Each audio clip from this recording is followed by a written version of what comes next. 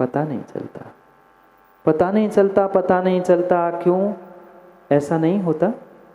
क्यों ऐसा नहीं होता? जो समय आने पर, विकास भाई, समय आने पर जो तुम्हारे लिए चंद्रमुखी थी, निमित्त मिलने पर वही ज्वालामुखी,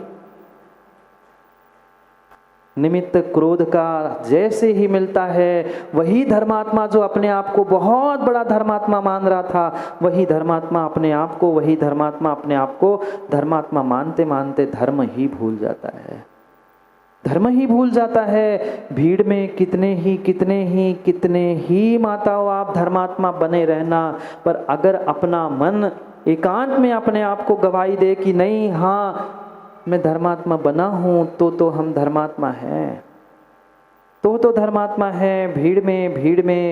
भीड़ में मिलने के बाद भी, जब निमित्त मिलने के बाद भी हम अपने कसायों को संभाल पा रहे, अपने आप को संभाल पा रहे, तब तो हमारा सच्चा धर्म है। वो तपस्वी लौटता है और नगर में पहुंचता है, उसे ये लग रहा था कि मैं 2 महीने की साधना करके आया हूँ, नगर के मेरे मित्र परिवारजन सभी मुझे लेने आए, मान सम्मान मिले, पर किसी को पता ही नहीं था कि वो लौट के आना था। जैसे ही लौट के आता है, कोई उसे अगवानी करते नहीं मिला, उसे मान सम्मान देते नहीं मिला। उसकी जो कसाय थी, जो उसे लग रहा था कि मैं कसाय भूल चुका हूँ, कसाय छोड़ चुका हूँ, उस कसाय को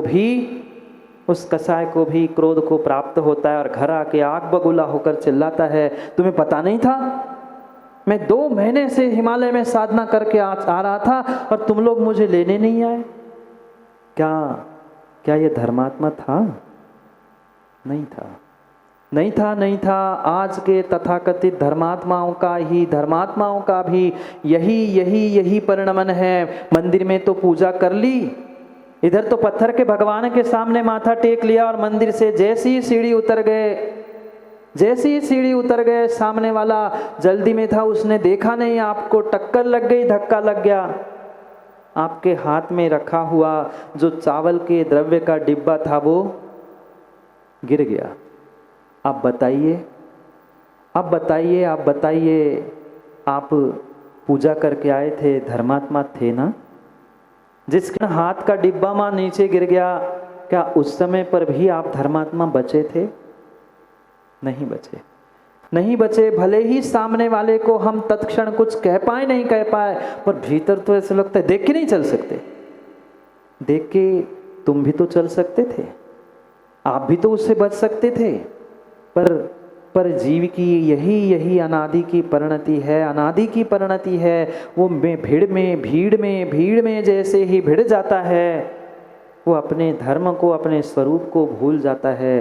क्योंकि कसायों से निरावरणता को प्राप्त कर लेना, दिगंबरपने को प्राप्त कर लेना, शरीर के मात्र नहीं, परिणाम परिणति से भी जो निरावरण और दिगंबर अवस्था को प्राप्त करते हैं, वास्तव में सच्चा क्षमा जैसा धर्म उन्हीं के पास ही होता है। कितनों के पास है क्षमा? माँ, कितनों के पास है क्षमा? क्षमा मात्र कहने के लिए शब्दों का विषय हमने बना के रखा है, काम बिगाड़ लेते हैं, काम स्वयं का बिगाड़ लेते हैं। जब काम बिगड़ जाता है फिर कहते हैं कि क्षमा कर दो, सॉरी कह ली। आजकल तो क्षमा कहने की आवश्यकता ही नहीं है, पहले 2 थप्पड़ लगा लो और फिर कह दो सॉरी, गलती हो गई। अरे करने से पहले अरे क्रोधी थोड़ा सा अपने बारे में, अपने स्वयं के बारे में तो सोच लेता। तुमने अपने स्वयं का कितना नुकसान किया, कितना घाटा तुमने अपने स्वयं का किया है। ये क्रोधी व्यक्ति क्रोध के उबाल में भूल जाता है कि मैंने अपने स्वयं का बहुत बड़ा जीवन का घाटे का सौदा कर लिया, बहुत बड़ा जीवन के सौदे का घाटे का सौदा हमने जीवन में कर लिया। क्यों? क्योंकि जब क्रोध आता है, वह क्रोधी व्यक्ति भूल जाता है कि सामने माँ है, पिता है, भाई है, मित्र है, पति है, पत्नी है। याद रहता है? शिविरार्थी बोलो ना, जब क्रोध आता है, जब गुस्सा आता है, तब सामने सामने कौन है ये भी व्यक्ति भूल जाता है। हम कहाँ खड़े हैं, हमारा हमारा अस्तित्व क्या है, हम कौन हैं, ये भी गुस्से के मारे व्यक्ति भूल जाता है। अरे क्रोधी, अरे क्रोधी, अरे क्रोधी, तुमने अपने क्रोध के पीछे माँ की ममता को भुला दिया, पिता के दुलार को भुला दिया, मित्र की मित्रता को भुला दिया। अब तेरे पास बचा कौन? माँ की ममता गई, पिता का दुलार गया, माँ मित्र की मित्रता गई, परिवार जनों का प्यार गया। अब तुम्हारे पास कौन बचा? फिर वह क्रोधी व्यक्ति बिलखता है, रोता है, बाद में कहता है मेरा परिवार मेरा साथ नहीं देता, मेरे मित्र मेरे साथ नहीं देते। क्यों देंगे? क्यों देंगे और कैसे देंगे? क्योंकि तुमने कभी कभी उन मित्रों के साथ परिवारजनों के साथ कसायों से रहित होकर परिणति करने का पुरुषार्थ किया ही नहीं है। कितनी बार निमित्त मिलने पर भी, और मिलने पर तो छोड़ दो, घर में कई बार बैठे बैठे भी माताओं, क्या अपने आप पे गुस्सा नहीं आता? बोलो ना युवाओं, क्या अपने आप पर काम बिगड़ते ही गुस्सा नहीं आता? कई बार आता है। सामने निमित्त नहीं है तो भी गुस्सा आता है। ये कैसी विडंबना है। ये क्रोधाग्नि जला रही है, ये क्यों भूल रहे हो? जो अग्नि लकड़ी के सद्भाव में, किसी ईंधन के सद्भाव में जलती है, ये ध्यान रखना, ये क्रोधाग्नि तुम्हें, तुम्हारे परिवार को, सामने वाले आसपास के सभी इष्टजनों को नष्ट करेगी। क्योंकि क्रोधाग्नि ईंधन के अभाव में भी जलती है और ईंधन के सद्भाव में भी जलती है। निमित्त रूपी ईंधन हो अथवा ना भी हो तो भी वह अपने आप से वह जलती और मात्र जलती नहीं है ज्ञानियों, दूसरों को जलाने के लिए भी निमित्त बनती है। कैसी विडंबना है। हम जानते हैं कि क्रोध ये ऐसी कसाय है जो मुझे नियम से दुख देने वाली है। और अगले पर्याय के भय से हम भय खाए ना खाए, नरक में जाने के दुखों से हम डरे ना डरे, डरने की बात हम समझे ना समझे, क्योंकि वह सच्चाई थी ही नहीं। पर सच्चाई को समझे, हमारा वर्तमान भी तो घाटे में जा रहा है। जब वर्तमान के हमारे सगे संबंधी परिवारजन हमसे दूर हो जाते हैं, कितने परिवार मात्र और मात्र एक क्षण की क्रोधाग्नि से नष्ट हुए। नहीं जानते आप लोग? दूसरों के घरों में क्यों झांक रहे हो? अपने घर में झांक कर देखो ना, अपने घर में झांक कर देखो। अब परिवार है सो घर परिवार चला रहे हैं, पर वो सम्मान, वो मर्यादा मात्र तुम्हारे भीतर के क्रोध के कारण तुम्हें, तुम्हारे जीवन और परिवार को नष्ट कर देती है।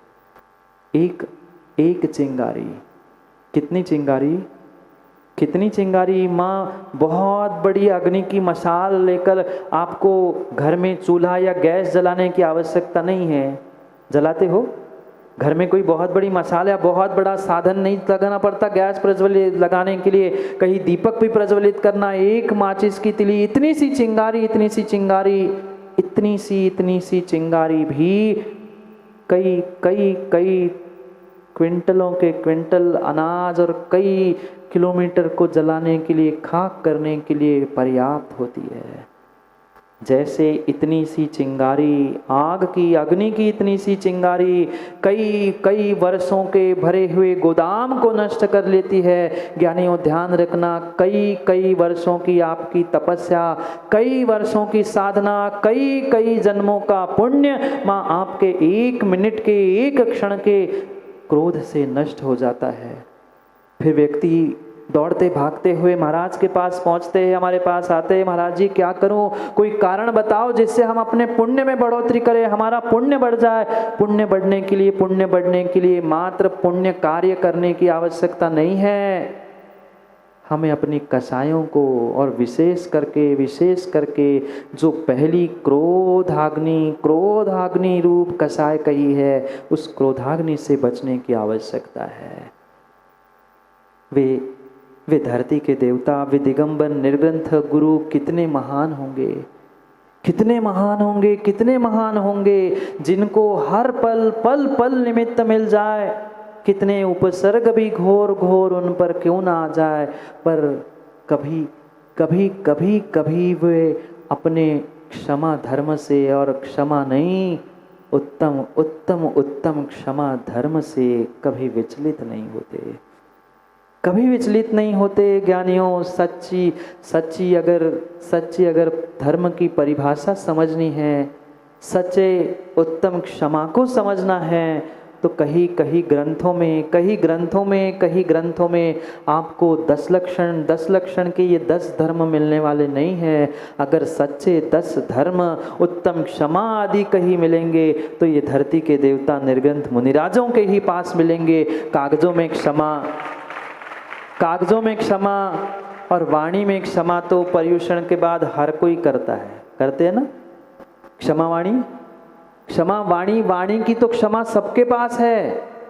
कागजों में लिखकर भी कार्ड भेजने वाले, व्हाट्सएप पर लिख के भेजने वाले, वो भी बहुत सारे तथाकथित धर्मात्मा हैं, पर सच्चे उत्तम क्षमा रूपी धर्म को धारण करने वाले वे निर्ग्रंथ मुनिराज ही होते हैं, निर्ग्रंथ मुनिराज ही होते हैं। धन्य है उनके परिणाम, धन्य है उनकी परिणति।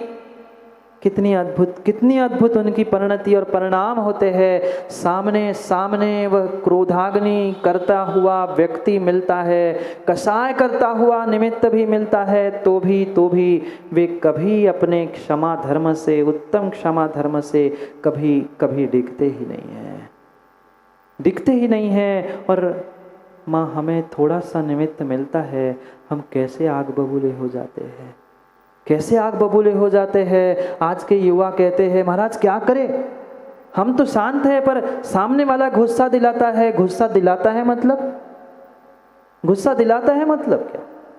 गुस्सा दिलाने के लिए उसने कितने किलो गुस्सा आपके जेब में रख दिया, कितने किलो क्रोध आपके कानों में उसने पेल दिया?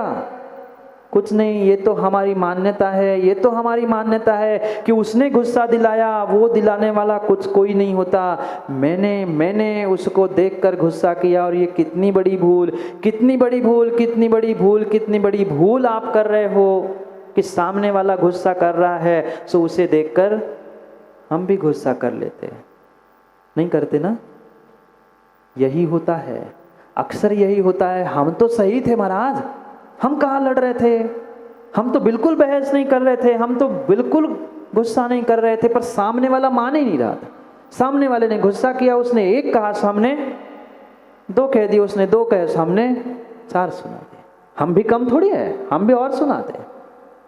कितनी बड़ी भूल। कभी आपने अंधों को देखा, अंधे व्यक्ति को देखा कभी? तो क्या अंधे को देखने से जागे जी कोई अंधे अपने आप को बना लेता है? आपने अंधों को देखा ना, लूले लंगड़ों को भी देखा होगा। तो लूला लंगड़ा सामने आ जाए, अंधा आपके सामने आके खड़ा हो जाए, तो क्या अपनी आंखों को फोड़ लोगे? सामने वाला अंधा खड़ा हो गया ना। जब अंधे को देखकर आप अंधे नहीं बनते हो, लूले लंगड़ों को देखकर आप अपने हाथ पैर तोड़कर लूला लंगड़ा बनना पसंद नहीं करते हो। ज्ञानियों, बिल्कुल ऐसा ही सामने वाले की कसाय और सामने वाले के क्रोधाग्नि को जलते हुए हम अपने आप को क्रोधाग्नि में क्यों डाल रहे हैं? ये क्यों भूल कर रहे हैं? कभी उन धरती के देवताओं को, दिगंबर मुनिराजों को और उनकी उत्तम क्षमा को निहारने का भी तो प्रयास करो। अद्भुत शक्ति से वे पदयात्री, कर पात्री, कर में आहार करते हुए पद में पग विहार करते हैं। और कितनी ही विषमता, कितने ही निमित्त क्यों ना मिले, पर कभी अपने सच्चे क्षमा, उत्तम क्षमा धर्म से डिगते नहीं है। एक धरती के देवता निर्ग्रंथ मुनिराज भ्रमण करते पद यात्रा करते एक नगर में पहुंचते हैं। वे तो सहज मार्ग से विहार कर रहे थे। उन्हें आवश्यकता नहीं थी कि कोई श्रीफल भेंट करे, कोई बुलावा दे, तो ही निर्ग्रंथ मुनिराज उस नगर की ओर पहुंचे। विहार करते एक नगर की ओर जैसे ही वे निर्ग्रंथ मुनिराज पहुंचते हैं, नगर था, नगर में नाना प्रकार के जीव थे। नगर प्रारंभ होते ही उस दीनहीन बस्ती से भी, मतलब गरीबों की बस्ती से भी निर्ग्रंथ मुनिराज आगे बढ़ते जा रहे थे। उन्हें किसी से कोई प्रयोजन नहीं था, वे तो अपनी अपनी इरियापत समिति से आगे गमन कर रहे थे। चार हाथ भूमि को देखते देखते धीरे धीरे आगे बढ़ रहे थे। आगे बढ़ते बढ़ते बढ़ते वे नगर के मध्य में पहुँचे और नगर के मध्य में एक सुंदर बहुत विशाल महल बना था। महल बना था तो स्वाभाविक सी बात है, महल में कौन रहेगा? महल में कौन रहेगा? महल में स्वाभाविक सी बात है राजा रानी और दास दासियों के साथ वे निवासरत थे। मुनिराज को उस महल से भी कोई प्रयोजन नहीं था, ना राजा रानी से कोई लेना देना था। वे तो इरिया समिति से बढ़ते जा रहे थे। पर जैसे ही उस महल के अग्रभाग में, महल के छज्जे में बैठी हुई रानी दिखती है, रानी की दृष्टि पड़ती है कि कोई धरती के देवता निर्ग्रंथ मुनिराज मेरे नगर में, और मेरे नगर में नहीं, मेरे महल के सामने पहुंचे। जो सम्यक दृष्टि होता है उसे कहना नहीं पड़ता, उसे संदीप भाई फोन लगाकर बताना नहीं पड़ता कि मुनिराज तुम्हारे लखनऊ में आए हैं, आप दर्शन करने पहुंचो, ये कहना नहीं पड़ता सम्यक दृष्टि जीव को। वो अपना कार्य छोड़कर वे निर्ग्रंथ मुनिराज के पीछे दौड़ता है, निर्ग्रंथ मुनिराज के पीछे दौड़ता है। पर संजीव भाई कौन? जिसको सच्चे देवशास्त्र गुरु के प्रति श्रद्धा होती है, जिनको सच्चे देवशास्त्र गुरु के प्रति सच्चा श्रद्धा होती है। अरे मंदिर में बैठे हुए लखनऊ के ज्ञानियों, पत्थर के भगवान की तो कई वर्षों से पूजा की है, पर जो बनने वाले सिद्ध भगवान हैं और बनने वाले अरहंत निर्ग्रंथ भगवान हैं, उनसे मिलने के और उनसे दर्शन करने के अगर भाव प्रज्वलित नहीं हो पा रहे हैं, श्रद्धा नहीं जम पा रही है, तो हम कैसे धर्मात्मा हैं? कैसे धर्मात्मा है? वो सम्यक दृष्टि थी। रानी और राजा दोनों रति क्रीड़ा में लीन थे। राजा उस रानी की गोदी में सर रखकर बैठा था और उनकी रति क्रीड़ा रूप वार्ता चल रही थी। रानी को जैसे ही निर्ग्रंथ मुनिराज दिखे, सम्यक दृष्टि जिसको सच्चे देवशास्त्र गुरु पे श्रद्धा हो, वो कहाँ से रति क्रीड़ा और कहाँ भोगों में लीन होता। तुरंत रानी उस राजा के मस्तिष्क को, सर को उठाकर गद्दी पे रखती है और दौड़ते भागते हुए निर्ग्रंथ मुनिराज की ओर दौड़ती है। जिस धर्मात्मा के और जिस सम्यक दृष्टि के हृदय में वास्तव में गुरुओं के प्रति श्रद्धा होती है ना, ज्ञानियों ध्यान रखना, वो ही अपने घर गृहस्थी के कार्य छोड़कर कुछ समय के लिए गुरु के पास पहुंचने का प्रयास करते हैं, गुरु के समीप पहुंचने का प्रयास करते हैं। राजा देखता है, ये क्या?